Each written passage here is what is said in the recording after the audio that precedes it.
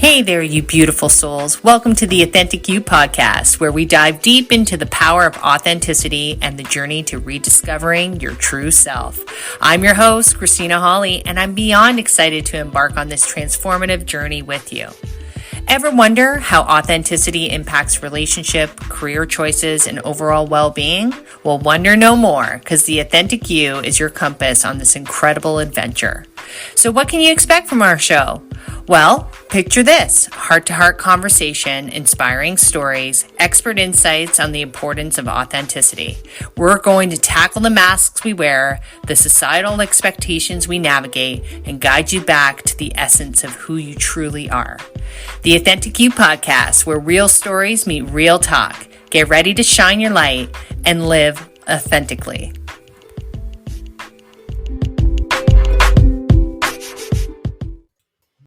For today's talk, we're talking about emotional safety. I want you to pause about that. I want you to think about, what is emotional safety? It's in emotional safety that we build trust and growth. Because if we're not feeling safe, it's really hard to do all these great things that people are saying to do. Emotional safety is so important is because it is in this environment where you are feeling emotionally safe that you can really start to build trust and growth for yourself. Sometimes we like to pretend that we're doing all these things, or it may feel like we're layering on more things, but if we're not feeling safe, then that could be a problem. Not be growing the way that you want to grow if you feel as though that your foundation is not solid.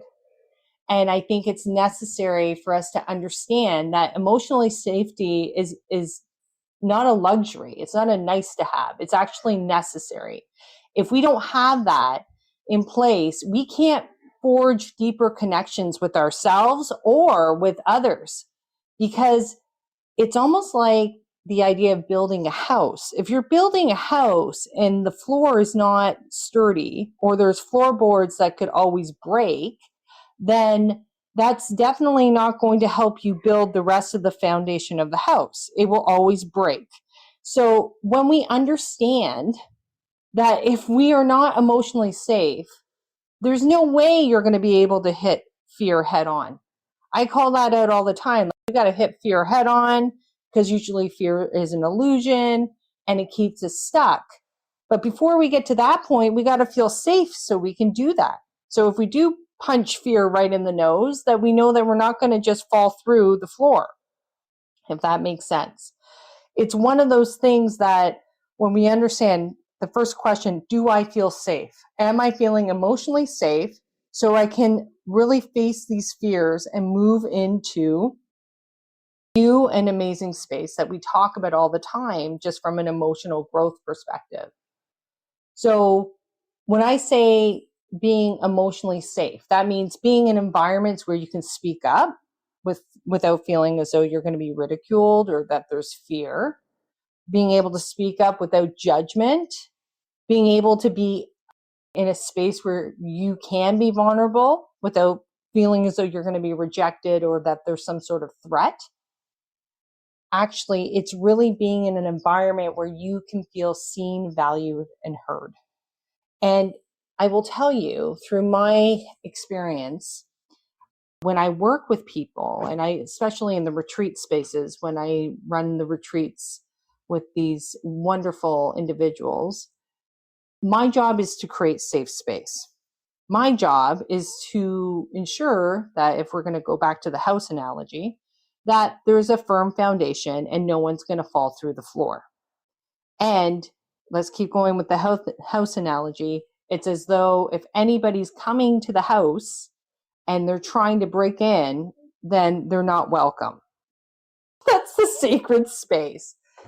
It's almost making sure that whatever happens in that space, you can speak without feeling as though you're going to be rejected. You can be vulnerable. You can cry. You can be mad. You can be frustrated. But because we do not have a lot of spaces like that, that's what makes it so powerful. And I know many of you know, but this past weekend, I ran one for teens, like daughters, mother and daughters. And they need that space too. That was a real eye-opener for me, how early we need to ensure that we're creating emotionally safe space so people can go and do what they need to do. I'm talking about emotional safety. I'm going to ask you guys, when was the time that you truly felt as though it was safe to express yourself? What did that environment look like? Who was there? What made it different? Now, pause and think that through. What made that different? Now, imagine if we could create that space for every person and every interaction you had. There's a lot of work to be done here, but can you imagine if we did that? What would our place look like? What would the world look like? If everyone was actually feeling emotionally safe and secure, we would be interacting on a much different level. You would not be in a place of, I'm better than my thing, I'm going to try and knock you off your game, I'm going to compete and I'm going to crush you. That doesn't happen. It's just a very different environment, because emotionally safe people are honest, they're transparent, they're kind. It's coming from a very different place. So I want you to think about it. Have you been feeling emotionally secure? And the reason why this came up, and this is like being completely transparent. So tomorrow, the reason why I can't come is because I have a medical appointment where they have to remove skin thing, which is really, sounds really a lot, but I'm just sharing. And it's on my head.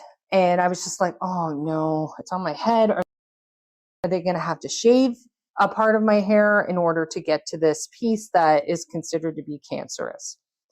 And to me, I was feeling a little bit shaky about that. I was really feeling, think about that. I'm feeling shaky about that. Why? Because my hair actually was giving me some sense of security, which is kind of silly, isn't it?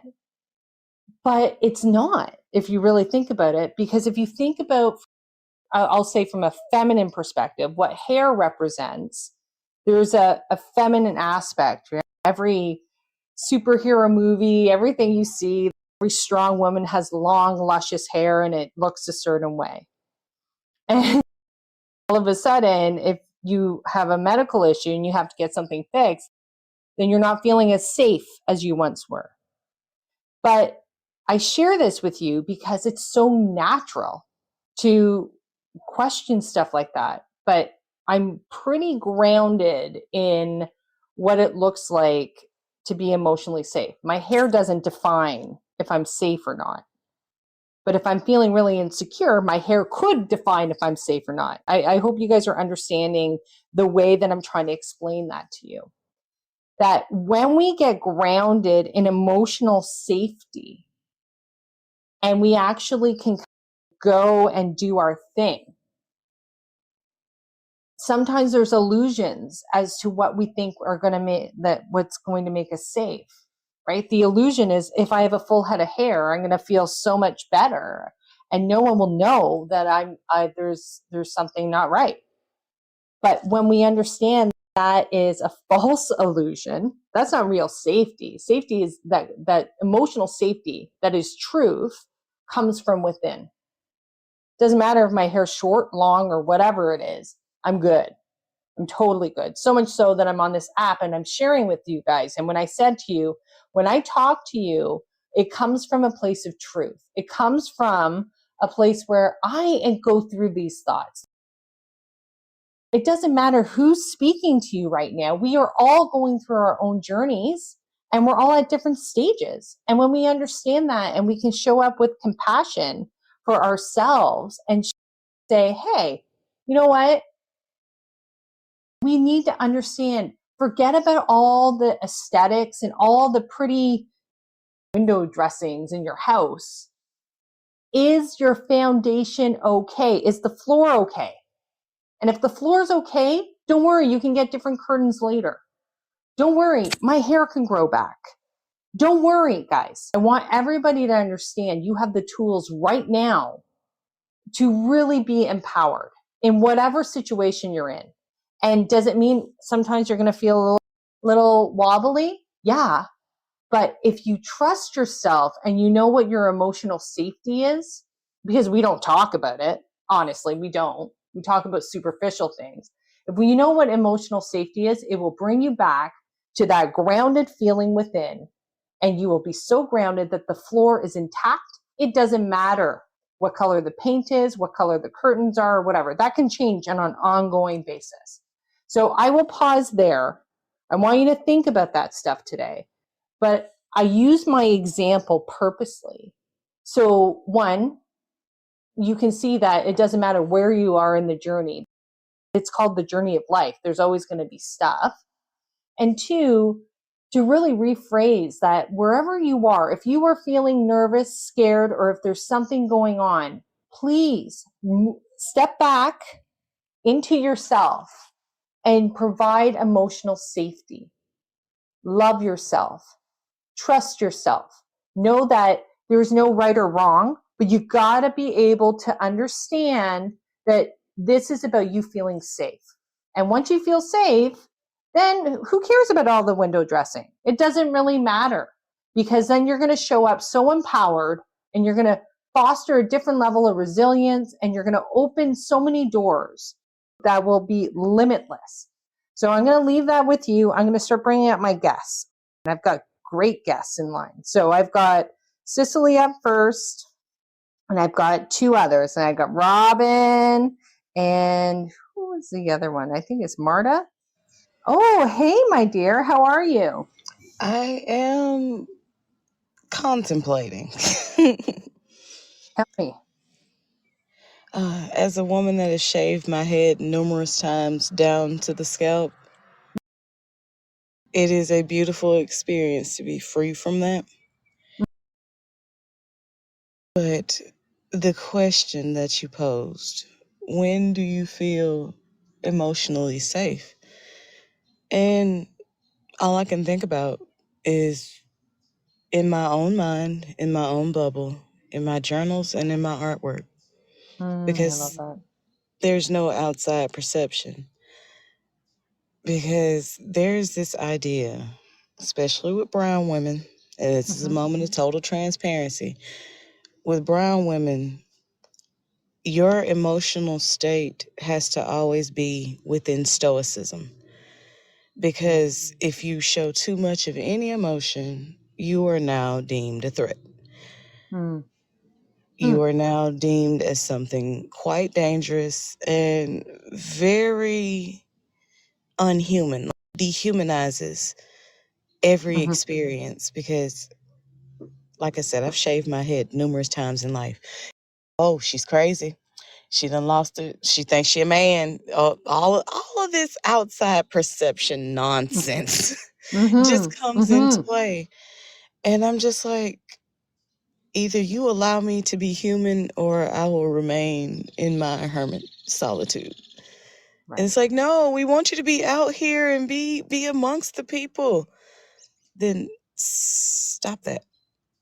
Because back off. right. Because the safety is within me and I've found it. But I spend entirely too much time alone. Because when I go outside of my own journals, my own writings, my own mind, I get put into places and characters that needed to be played. And I'm like, I don't want to do that. Let's not. Just let's not.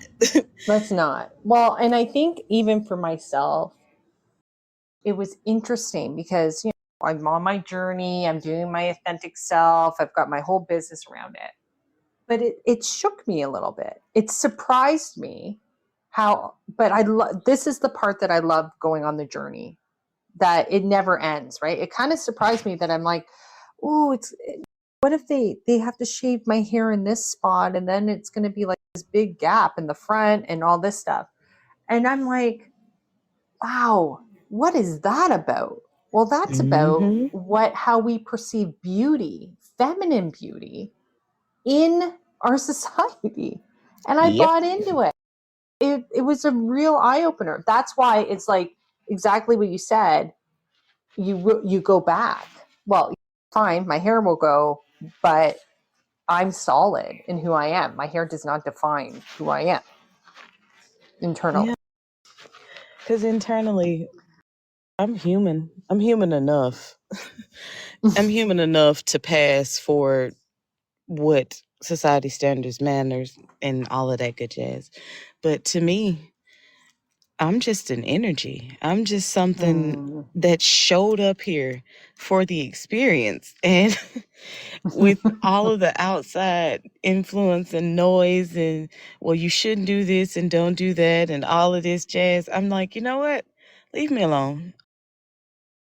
Unhand my Mm-hmm. mind, body, and spirit. I'm gonna go enjoy some peace and quiet over Mm-hmm. here and do the favorite thing of my life, which is research, dive deep, come back up, journal about it, Yeah. and look at my life in a separate perspective. Well, And I think oh, go ahead. no, you make a really good point. I want everyone listening to this.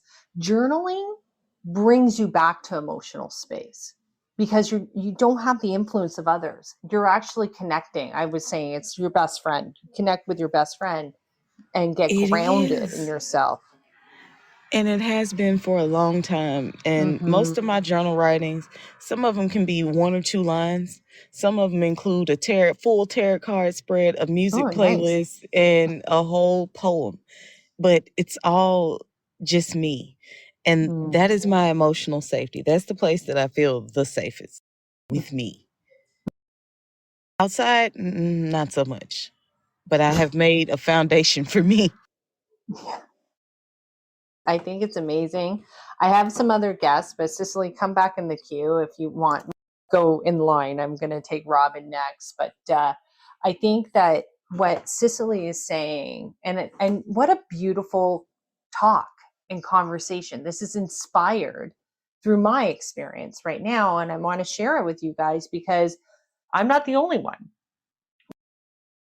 We need to understand that this is the foundation of your house. That we got to figure out how to keep ourselves emotionally safe before we can start making these big leaps and steps and whatever, because there's a difference. This is how you make sustained change. This is how it's not a checkbox that you do it for a week or two and then you're good and then you fall back to old patterns.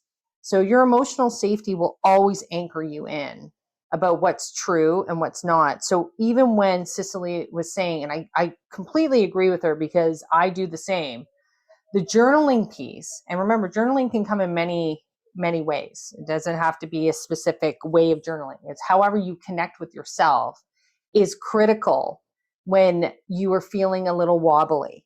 Go back there and get yourself grounded and always ask, is my foundation solid?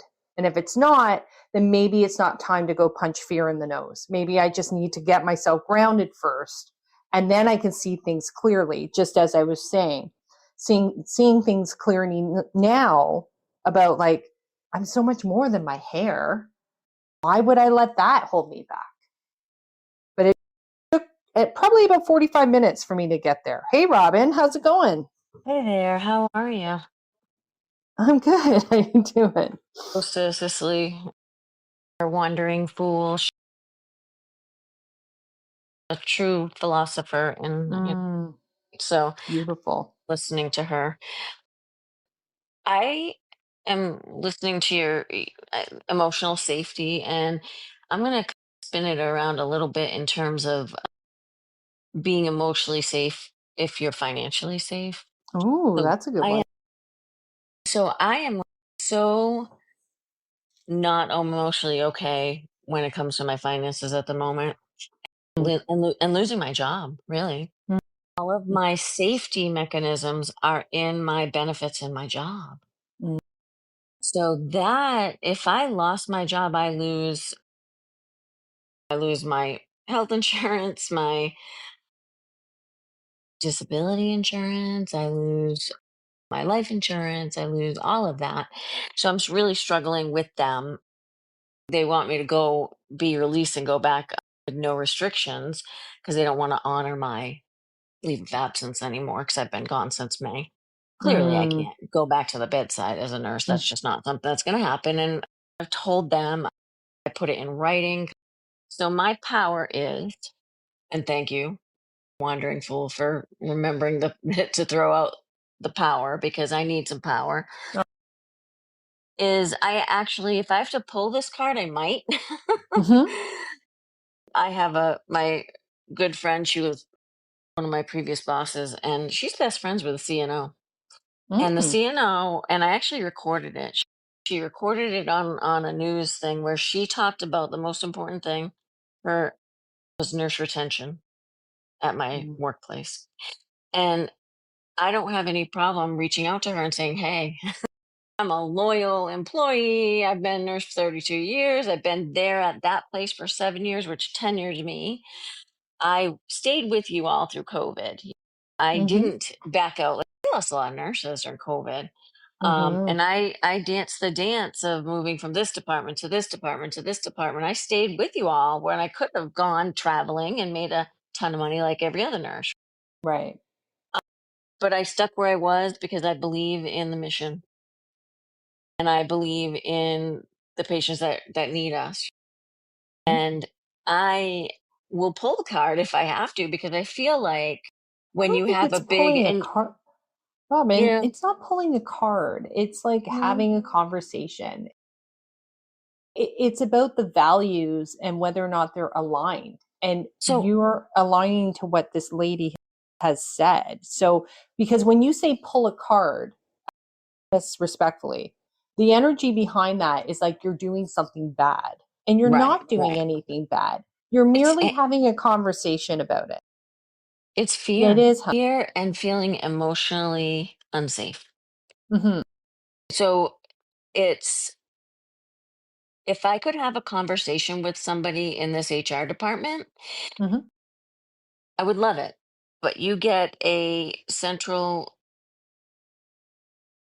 call center, care shared services. You call in, they take your issue, they write up a ticket, and they send it to the appropriate Mm-hmm. department. Do I get a call back? No, I get an email back. Sometimes it's an automated email. And that So is can I not, just say yeah, one thing? I'm going to interrupt right here. absolutely, Okay? absolutely. Because I want you to understand. I'm in HR. I've been in Mm, HR I forever. know that's I why I'm have talking to you. friends, I have many friends that would have a behind the scene conversation with me. Hey Chris, what about this? Does this seem right? Yeah, Seems a little odd, seems okay, whatever. yeah, But the fact that you have access to someone who can really align with that conversation for you, give you clarity, especially at that level, yeah. that is actually a very good thing because Okay. your circumstance is not just being put into a queue. Like your whole life is being flipped upside down right now. So it's kind of like, go use every ally you possibly have. Go have a productive conversation with her. Come in from, I love what you said about, I believe in the mission. Robin, saying, I believe in the mission to someone who's a leader who has a similar mission is priceless. So you're not pulling a card, my dear. You're just using the resources that you have. So be very empowered in this. When we say pull a card, it's like you're doing something bad. You're not doing anything bad.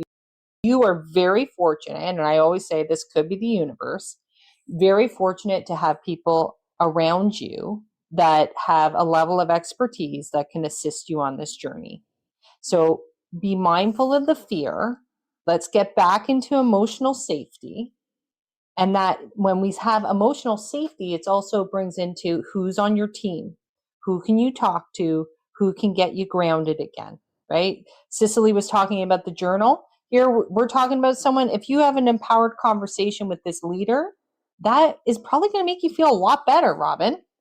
So I would put that on top of the list. That's not a bad thing. That's you exploring. And here's the tough side of me that's coming out is that you have to advocate for yourself here. It sounds like no one else is advocating for you. So go make a call, get it hooked up, have an email or whatever, but make sure you're going to feel so empowered. So you're not doing anything wrong. You're actually really getting yourself back into an emotionally safe place so you can keep moving and doing your thing. This is the part of emotional safety that's really important is that no matter the bumps and the bruises and how we're kind of moving along is that we're always grounded and ensuring that there's that foundation in our house and not allowing fear to run the show. So, hey, Laura, how's it going? Hey, Kristina.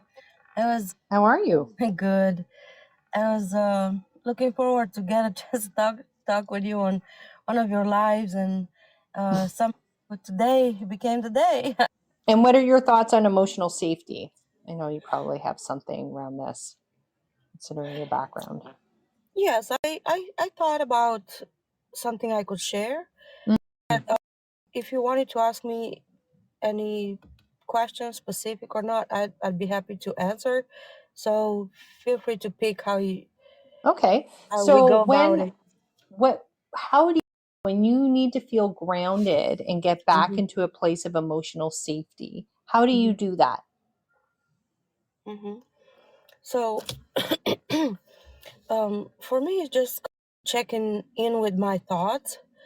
So if I feel like there's a threat for my emotional safety, I'm doing that meta thinking where I'm wondering what was I telling myself when I started feeling like this, feeling, I don't know, upset, angry, or whatever the emotion is, and I felt like my safety was violated. I'm just many times I realized, hey, I just did the best that I could. It's just this person has misinterpreted. For me, it's all about what I used to have a lot before, the fear of other people's opinions, and how I let it affect what I thought it was my value. And so it's so important for me to remind myself, just because this person misinterpreted something that I said, it doesn't mean that I have done anything wrong, and I don't need to feel guilty. And if they think any less of me, that's their problem, because I had no intention to say anything bad. It just happened with a teacher colleague. We have to share certain classrooms, and I'm a robot teacher, and so I'm always trying to be very careful and respectful with other people's spaces and classrooms. But I didn't choose to be a robot teacher. It's just, last one on the totem pole becomes the robot teacher, changes rooms to there's not enough classrooms, so I have to use the classrooms of other teachers who are in their planning. So that's not good necessarily for them or for me or for the students, but it is what it is right now. That's all the classes they can give us, not enough classes for all the teachers. So yeah, I didn't choose to be put in those classes. Somebody does that. So this one person in my second period, she misinterpreted something that I said, when in fact I had all the good intentions. I wanted to make sure that the students protect her time and space, and we leave the classroom, like Marta said, even better than we found it, if as much as possible, but at least as good as we found it.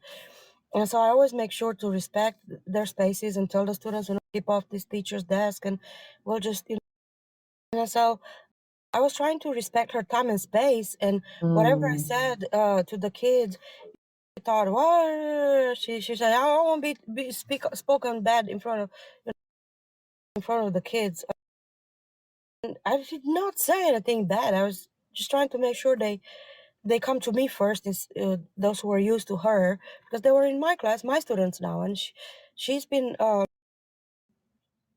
being loud and talking over me. I mean, I couldn't even teach or do my job, because instead of minding her own business, she would stick her nose into my classroom, and I didn't have the opportunity to build my own relationship and my own style with those couple, three students that used to be in her class like mine. And so I haven't even had a chance, and then she's all over the place disturbing my class, when she should just quietly mind her own business. That's what the other teachers always did. So I felt so, wow, it was painful, but I haven't done nothing, but it's just how she interpreted it. And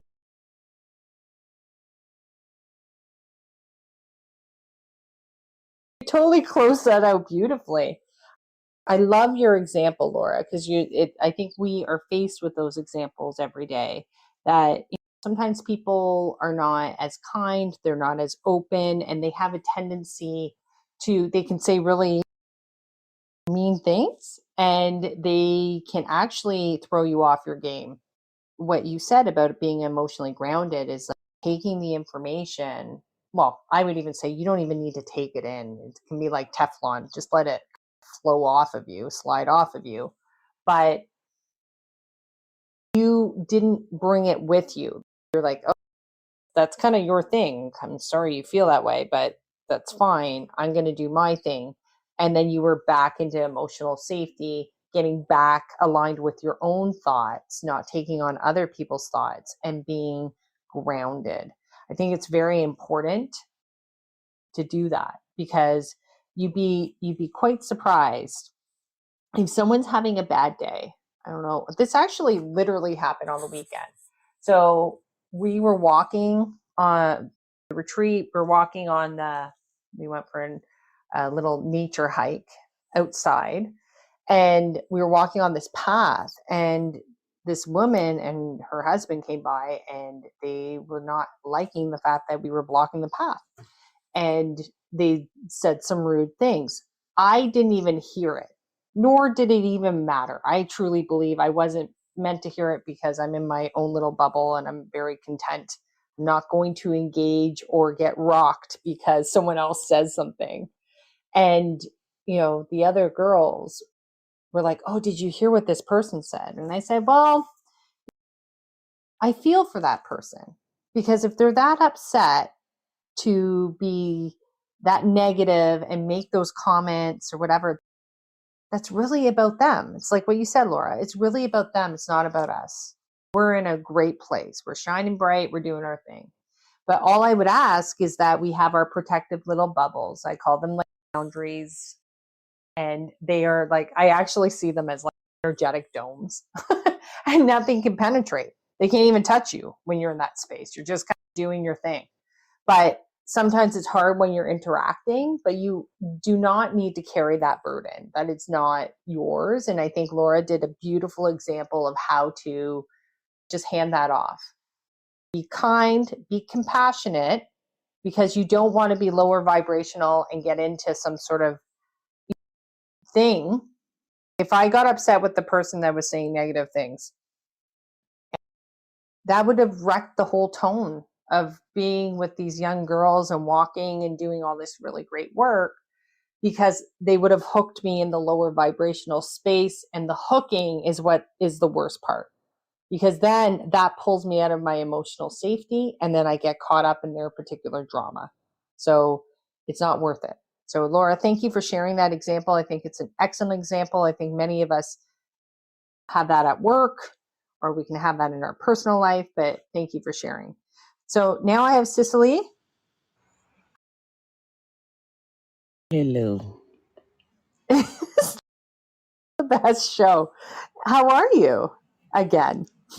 I am still contemplating, and I want to share a definition with you that rocked my Go. soul and I had to sit with for about an hour. Let's do it. A shaman defined self-esteem as the ability to meet your needs. Shaman defined your self-esteem is the ability to meet your own needs. Ooh, I like this. And I this like is this. when I've trained my algorithm to bring me information like this, and then in sequence, I'll get 3 or 4 others. Mm-hmm. And the conversation was with a young woman talking to her shaman. And he asked her, do you have self-esteem? And she always says, if someone of that age and caliber asks me a question, I normally will say no, because they're going to give me some knowledge. Mm-hmm. And in that one, I was like, hold on. The ability to meet your own needs is the pinnacle of emotional safety. Mm-hmm. That is a wisdom bomb right there. Whoever is hearing that, give Cicely some love, because that one spoke to my heart. It's true. Say it again. The ability to meet your own needs is the pinnacle of your own emotional safety. And I actually had to sit there for an hour with that. I was so good. This is the base of the problem. This is it for me.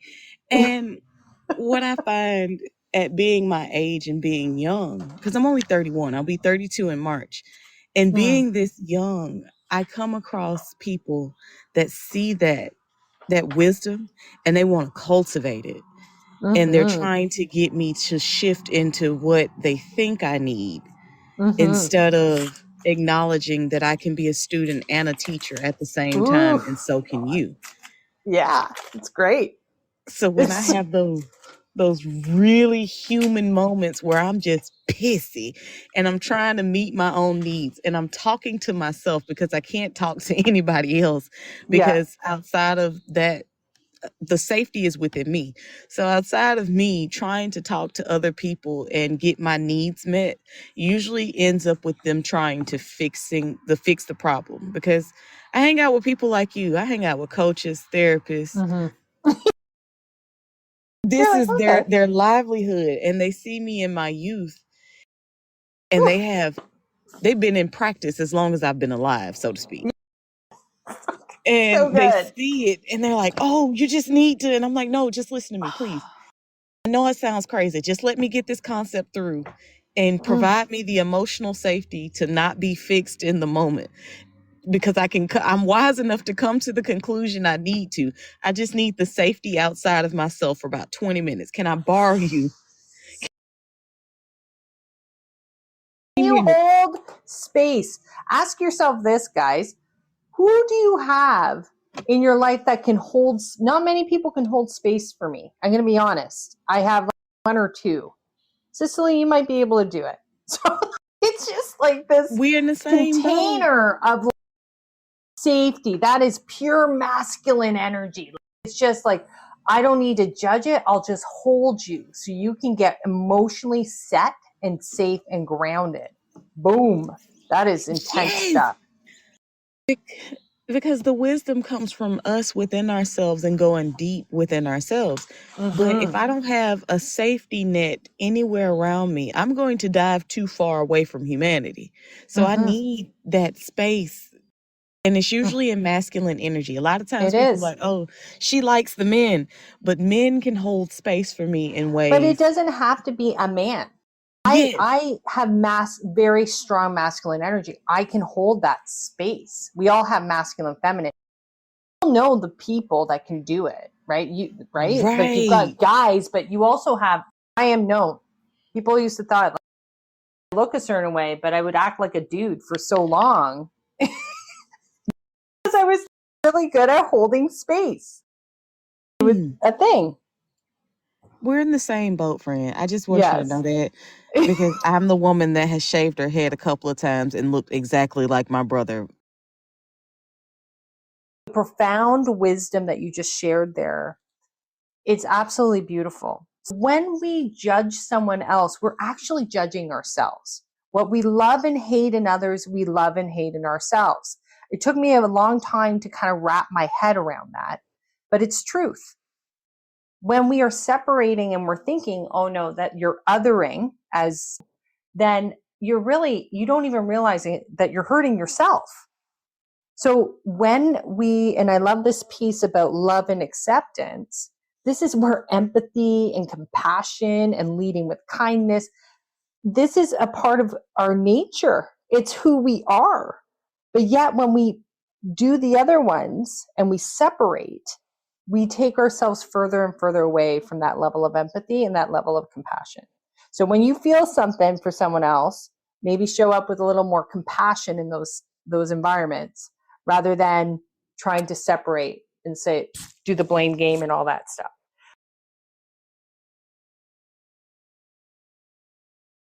Someone posed the question, which I think is a very important question, is that how do you develop emotional safety if you've never really had emotional safety? So I can speak to that personally because when I was younger, many of you know, it was a very traumatic environment, and there was not any sort of emotional safety whatsoever. I had no one, so I had no one. I didn't really know what emotional safety was. But one thing that I did learn on my particular journey. So I could give you textbook, but I'm going to give you more tactical so you know that it is so possible for you to have emotional safety because it's in you right now. It's really learning how to love yourself, trust yourself, and do it from baby steps. It doesn't have to be a big thing. So if mom and dad were not very affectionate and you didn't have support there, or maybe you were kind of ousted and you were surviving your whole life, it does not mean that you can't find emotional safety. You're actually going to be able to shift in this place. Your emotional safety might be less than some other people because of everything that you've been through. So it's actually really interesting. I'll share this. We were talking about support and support for me because of this appointment and all this stuff. And we came to realize that, my whole life I've learned how to support myself. So if people gave a little bit of attention or support, I'm like, oh my God, that's so nice. But we're so worthy of so much more, guys, like so much more. But because of the tough environments and because I didn't have a lot of emotional safety when I was younger, I learned to create that space for myself. So now the work for me is learning how to receive like a little extra help. I'm not good at that space. But for the person that was asking this question, I want you to hear me, okay? Just because you didn't have it before, it does not mean you can't have it right now. And I would just do it in a way that you start loving yourself and being kind to yourself. So that means encouraging yourself with positive self-talk, surrounding yourself with the right people, respecting your boundaries so you do not just let anybody in your space. If they treat you poorly, they're not welcome. We shut down that door and you're going to have, I'd rather you be alone and loving yourself than opening your door to strangers who are not really respecting you. And that's very important because when we don't understand that, we think that we're getting love, the saying of looking for love in all the wrong places, you're actually jeopardizing your emotional safety. You're kind of like, remember we talked about the foundation of the house? It's actually like, you're like, oh, it looks good. You put a carpet on it, but there's a big hole in the middle of it. The most important piece is that you are solid. And if that means baby steps and just doing something very kind for yourself today, and then we do something kind for yourself tomorrow. And I would strongly suggest for the person that asked, I would get yourself a journal. I say this to all my clients immediately, get yourself a journal. You can go to the dollar store, get one for $5. It doesn't even matter. And make that journal. I personally like to pick one that speaks to my inspired heart, my inspiration. It could be something, a color or whatever. It's symbolic that it is. You take that journal becomes your best friend. Okay. And you start writing. You can write about the day. You can write about how you're feeling. You can write about what does emotional safety look like to me? And start answering those questions for yourself. And I want you to know your circumstances do not define you. They are your story. They actually make you much more interesting, okay? But they do not define you. Now we have to look at the foundation of the house. We have to really start building the floor. And if it's one plank at a time, so be it. But you can do this. And I'm really, really excited to see once you know that you can do it. I think what happens to a lot of people that get locked into trauma or they have had tricky situations, they don't know how to get out, nor do they have anybody telling them that you can get out, that you're not stuck. Those are stories that you've been telling yourself. So I'm here to tell you from personal experience that you can get out of it. You can be extremely happy and successful in your life. But sometimes we just need a little encouragement. And like I've even had retreat space with some ladies that have had some really challenging things going on. And I would never judge it, right? It actually makes me admire you so much more because people don't see all the wounds and the stages and everything that you had to go through to be here right now. But you're here for a reason. You're hearing me for a reason. And that is extremely powerful. That's the first step, isn't it?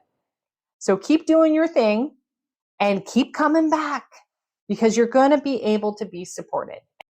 I will say this, emotional safety is the key to unleashing your potential. And when we cultivate it, we ignite confidence on a whole different level, and we learn to foster resilience. And then we open up new possibilities. We have new level of self-confidence. Your self-esteem starts being totally intact. So you're not looking for other people to tell you who you are. It fosters a new level of communication because you're self-assured in how you're showing up. And in fact, it starts to reduce stress and anxiety. And the reason why it does this is because you're not looking for other people to tell you what to do or if you're doing the right thing. You will have a deep sense of knowing because you are emotionally safe and you're not just throwing your emotions all over the place. And I think that it's really important because overall it allows you to empower yourself and be in a place of self-expression. So let's commit today to be the voices of encouragement, the champions of trust, and builders of environments where everyone feels safe to be their true selves. But ultimately, before we get there, I want you to feel safe to be your true self. So try it today. Ask yourself if you're emotionally safe. What are the things that you may need to do to get realigned into that safety place? But no, before you're going on leaps and bounds to be your best self and kind of do these different things, your emotional safety is number one. And then you can start stepping forward. Don't forget to follow us on social media for updates and behind the scene contents. And if you have any suggestions about future topics or guests, we'd love to hear from you. Until next time, remember, stay curious, keep learning, and never stop exploring the fascinating world around you. Thank you for listening, and we'll catch you in the next episode.